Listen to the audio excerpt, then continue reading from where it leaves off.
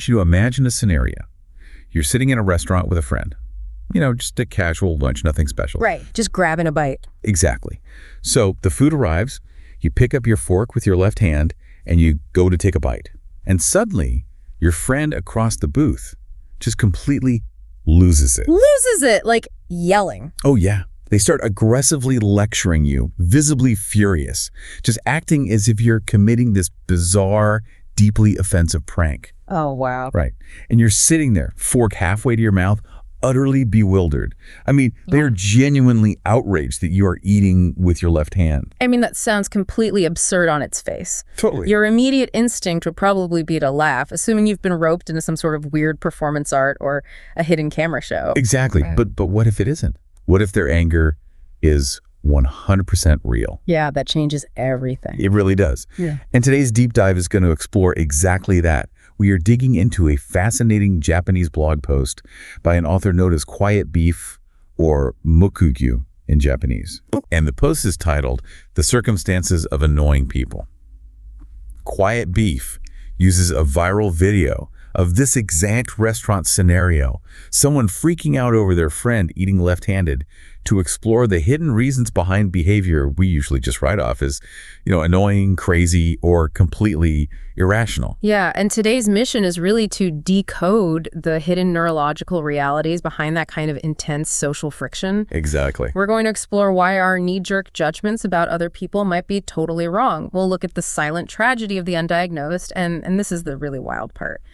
We're going to break down a fascinating, almost counterintuitive playbook for de-escalating irrational-seeming conflicts. I am so excited to get into that playbook, but let's start by looking closer at that viral video QuietBeef highlights. Okay. It really is just a person who has seemingly never encountered a left-handed person in their entire life. They're watching their friend eat, and they just panic. They start berating them. And to most people watching this clip online, the immediate reaction is, wow, what a jerk, or this has to be staged for views. Which makes sense. I mean, our brains naturally want to categorize that erratic behavior as a personality flaw. We assume the person is just being maliciously controlling. Oh, 100%. But QuietBeef's immediate reaction to this video goes in a completely different direction. The author doesn't see a joke, and they don't see a jerk. Right. Their hypothesis is that we are witnessing a classic autism spectrum disorder, or ASD panic response. Which immediately reframes the entire interaction for you as a viewer. Instead of a moral failing, you're watching a neurological event. Exactly. The author suggests that this individual only understands exactly what they were explicitly taught. So in their framework, they were taught a rigid rule: people eat with their right hand. Fist stop. Full stop. There is no gray area, no alternative. So when they are suddenly faced with an unknown variable, a left-handed eater, their brain literally short circuits. Yeah, they simply do not have the neurological framework to process this deviation from the established rule. I love thinking about this in terms of technology because it really removes the emotion from it. It's like running an older computer operating system. Oh, that's a great way to put it. Right. If you try to force that operating system to open a completely unrecognized file format, it doesn't hate the file. Yeah. It's not being malicious toward the document. No, of course not. It just fundamentally lacks the software to read it. So it throws a massive error code and the whole system crashes. For the person in the video, the left-handed friend is basically an unsupported file format. That is exactly it. The system is crashing in real time. The established reality they rely on to feel safe in the world has suddenly been violated by this incoming data. And here's my question with that analogy. If we run with that, if it's just a system crash and internal error code because they're missing the file format, why does it manifest outwardly as genuine aggressive anger? That's the big question. Right. Because error codes are usually just a blank screen, not a screaming fit at a diner. Yeah, answering that requires us to look at the anatomy of a meltdown. Specifically, the difference between primary and secondary emotions. Okay. This is a crucial distinction in QuietBeef's blog. The author explains that the anger or the tantrum you see in an ASD panic is actually a secondary emotion. Meaning it's a reaction to something else, not the origin point of the feeling. Exactly. The very first spark that ignites the whole fire, the primary emotion, is pure anxiety. It is a profound, overwhelming fear of the unknown. I mean, think about how much energy it takes for someone with rigid neurological frameworks to navigate a chaotic universe. Well, it must be exhausting. It is. Yeah. They rely heavily on rules. When a rule is broken out of nowhere, the world stops making sense. That induces sheer terror. Wow, terror. Yes, but terror is a highly vulnerable state. Because that vulnerability is so overwhelming, the brain instantly mutates it into a secondary emotion that feels more powerful and proactive. Which is anger. Which is anger. You know, that dynamic isn't even exclusive to neurodivergence. You see it play out in everyday life all the time. Oh, absolutely. Think about a parent who loses sight of their kid in a crowded grocery store. For those agonizing 5 minutes, they are experiencing pure terror. That's the primary emotion. Right, the panic. But the second they finally spot the kid in the cereal aisle, what do? The yell. They yell. They say, "Don't you ever run away from me again." The relief and the anxiety instantly convert into anger because, well, anger feels like taking control back. Exactly. It's an immediate defense mechanism against vulnerability. And in the context of this viral video, QuietBeef points out a really devastating reality attached to this defense mechanism. Which is what? The real tragedy here is that this individual is very likely undiagnosed. Yeah, because if they don't have a diagnosis, no one in the room has a map for what's actually happening. Exactly. The context is entirely missing. The left-handed friend certainly doesn't know they're triggering an ASD panic. They just think their lunch partner is being a massive jerk. And the individual having the panic might not even understand why they're reacting so intensely. They just know they feel terribly wrong. That's awful. It is. The resulting dynamic is what QuietBeef calls a silent tragedy. The left-handed friend gives a standard neurotypical response to the aggression. They probably say something defensive like, "What is your problem? Stop being a jerk. I'm just eating." Which, to someone experiencing an ASD panic over a broken rule, is hopelessly vague. Completely. I mean, it doesn't address the data error at all. It's just emotional noise. It's worse than noise. It actively escalates the crisis. Now, not only is the fundamental fabric of the world broken because someone is eating with their left hand, but the person breaking the rule is also being verbally hostile. Right, so the original confusion is still entirely unresolved, and a new layer of threat has been added. Exactly. And QuietBeef notes that this exact escalating dynamic is how friendships, working relationships, and even family bonds are completely ruined over what are essentially invisible neurological misunderstandings. Okay, I have to push back here on behalf of you listening. Yeah. Because it is incredibly easy for us to sit in a quiet studio and analyze this as a simple system crash. Sure. We can say, oh, don't judge them, they're just experiencing a secondary emotion. But put yourself in the shoes of that left-handed friend. Yeah, it's hard. In the heat of the moment, when you are sitting in a diner and someone is aggressively yelling at you for literally just putting food in your mouth, ignoring your own adrenaline feels impossible. How are you actually supposed to handle that without getting defensive? It's a fair question. It just goes against every human instinct to just sit there and take the abuse. It absolutely does. It requires overriding your own natural fight-or-flight response, which is immensely difficult. QuietBeef acknowledges this, but still provides a highly specific, what they call ideal playbook for de-escalation in this exact scenario. Okay. And it requires abandoning emotion entirely in favor of radical calmness and pure logic. Wait, so if you aren't allowed to get defensive, what is the actual first step? How do you defuse someone who is screaming at you over a fork? Step one is incredibly counterintuitive. You do not address the emotion. Not at all. Not at all. If they're yelling, you don't say, "Calm down," or "Why are you yelling at me?" The emotion is a distraction from the root cause. Instead, you address the missing data. Okay. You calmly look at them and ask a foundational question like, "Wait, do you know what left-handed means?" Oh, wow. Yeah. You're literally offering them the missing software update instead of fighting about the error code? Exactly. You explain the statistics as objectively as possible. You say, most humans are right-handed, it is majority, but a certain percentage of the population is naturally left-handed. Right. I am one of those people. I am not doing this to mess with you. This is simply how my body works. And you deliver this in a completely flat, non-confrontational tone. You're replacing their broken rule with a new, updated rule. The fascinating part to me is that the author doesn't just stop at explaining it verbally. QuietBeef suggests getting third-party verification. Yes, this is a really interesting point. Like literally flagging down a passing waiter and saying, "Excuse me, can you confirm for my friend here that left-handed people exist?" On the surface, Bringing a waiter into your argument sounds like a terrible idea that would just embarrass everyone. From a neurotypical perspective, yeah, bringing in a stranger seems highly escalatory. But from the perspective of someone trapped in an ASD panic, the person breaking the rule, you are currently an unreliable narrator. Oh, right. Because your words might just be further manipulation or part of the prank. Exactly. A neutral third party, like a waiter, provides objective, systemic validation. It shifts the information from something my friend is claiming to a globally recognized fact. That makes total sense. It proves this isn't a targeted attack on their reality. It's just a piece of the world they hadn't encountered yet. But what if they're so worked up they aren't even processing the words?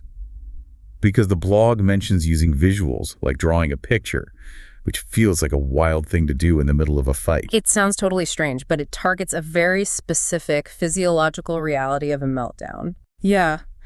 During an intense fight or flight panic, blood flow actually shifts away from the prefrontal cortex. So real-time verbal processing can become incredibly difficult, sometimes even physically painful for someone with ASD. Wow, I had no idea. Yeah, the spoken words just blur together into overwhelming noise. So grabbing a napkin and drawing a simple diagram, maybe a pie chart, showing a large slice for right-handed people and a small slice for left-handed people, it bypasses the auditory processing bottleneck completely. It gives them a static, logical anchor to look at. Exactly. They don't have to decode your tone of voice or keep up with the speed of your speech. They could process the visual data at their own speed. It's a profoundly empathetic way to approach a conflict. You're seeing past the aggression to the terrified anxiety beneath it, and you're providing the exact cure for that anxiety facts and structure. Think about what this means for you, the listener, and how it completely flips standard conflict resolution on its head. Oh, totally. Usually we're taught the golden rule of using I statements and talking about our feelings, right? Like, I feel hurt when you yell at me in public. Right, standard therapy advice. But in this specific neurodivergent context, talking about feelings is less than useless. You aren't navigating an emotional dispute. You are literally providing missing data to someone's mental database so their system can reboot. It requires completely letting go of your own ego in the moment. And that is exactly why I'm still skeptical. Let's be real for a second. Okay. This is an incredibly high bar. Are we genuinely expecting people to start drawing pie charts on a diner napkin while they're being aggressively yelled at? It's a lot to ask. It requires the patience of a saint. And most of us are not saints when we're hungry and under attack. Well, QuietBeef completely agrees with that skepticism. Oh, really? Yeah, the author openly confesses that this ideal response is just that, an ideal. It is incredibly difficult to execute in practice, even for someone who fully understands the mechanics of what's happening. The author actually shares a deeply personal anecdote to prove this point, showing that even they couldn't live up to their own playbook. Yes, and the story really grounds the whole theory in messy, exhausting reality. QuietBeef writes about their time working at a Japanese TV company in New York City. Right. They had a senior colleague whom the author refers to with a highly derogatory pseudonym. They call him Gamaguchi Bakaya, which translates roughly to toad mouth idiot. Man, using a nickname like that tells you right away how fraught and toxic this working relationship became. Oh, it was bad. According to the author, this colleague exhibited severe core Asperger's symptoms in the workplace. And we aren't just talking about being a little quirky. Right. This meant severe inflexibility. The colleague had rigid, unwritten rules about how tasks had to be completed. And if QuietBeef deviated from them even slightly, or, just to be more efficient, the colleague would melt down. Yeah.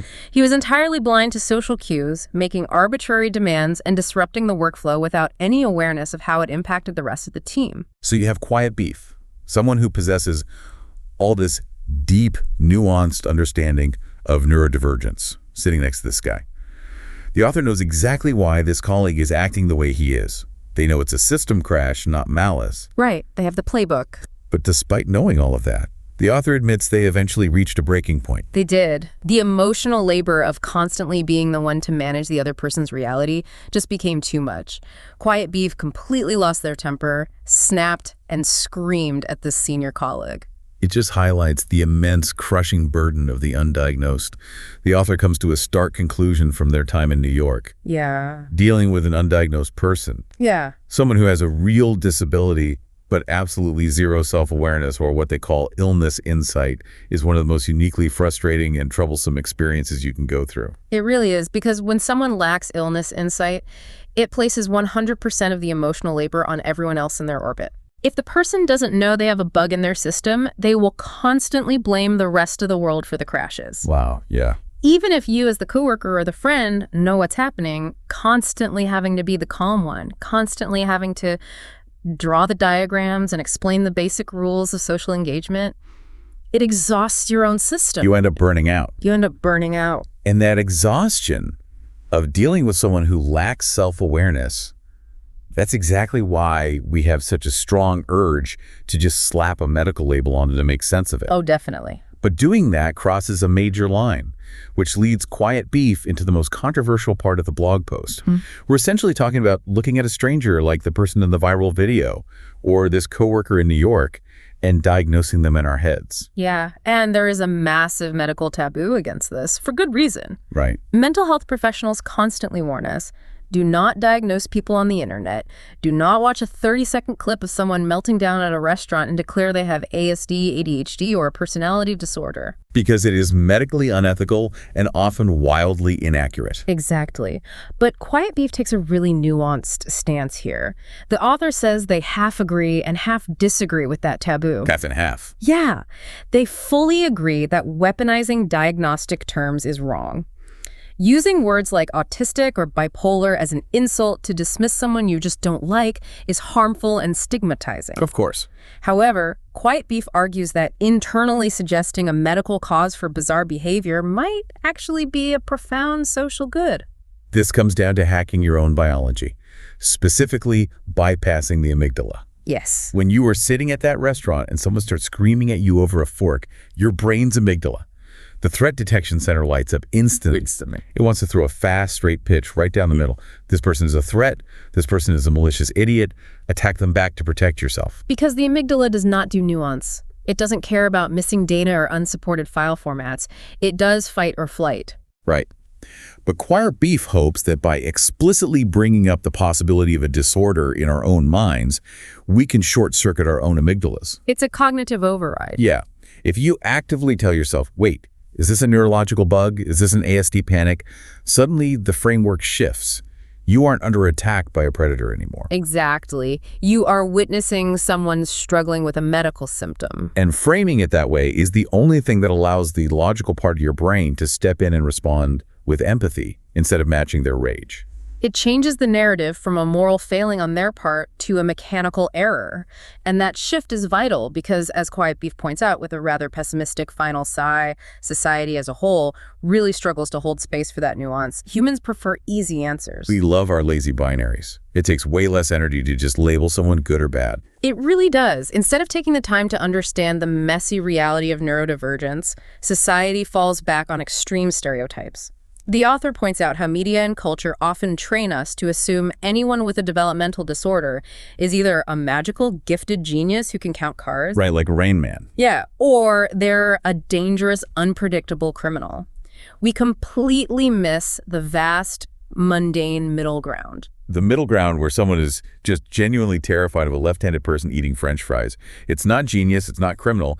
It's just a brain bug manifesting in a really awkward, uncomfortable social moment. And that is the everyday reality for millions of people navigating a world built for an operating system they don't possess. It really is. So if we take a step back and look at the journey we've been on today, it's quite a ride. It really is. We started with what looked like a bizarre, almost comical viral argument over eating left-handed. Yeah. But through QuietBeef's analysis, we uncovered the hidden primary anxiety driving that conflict. Yeah. We explored the immense, exhausting difficulty of communicating across different neurotypes, and we even questioned the societal rules around internally diagnosing others as a tool for hacking our own empathy. I think the biggest takeaway for you listening is to practice pausing before you react. That's the hard part. It is. But the next time you encounter someone acting inexplicably rude, rigid, or bizarre, pay attention to that spike in your own amygdala. Right. Catch it in the moment. Before you let it react with pure anger or write them off entirely as a terrible person, consider taking a breath. Ask yourself, what invisible missing data might this person be struggling with? Are they being malicious, or has their system simply crashed because it encountered a file format it doesn't understand? It's such a powerful shift in perspective to look for the missing data instead of the malice. But it leaves me with one final thought to mull over, and I'm going to leave you with this as well. We've spent this whole time talking about how to view other people's system crashes and how to manage their unsupported files. But if our brains are so incredibly quick to judge unexplainable behavior in strangers as a deliberate character flaw, what undiscovered brain bugs might be driving our own most frustrating habits? Wow. And if we finally understood our own invisible bugs, how would we want the world to react to us when our system suddenly crashes at the diner? If you enjoyed this, smash the like button and hit subscribe so you never miss an upload. Thank you for watching, and I'll see you next video.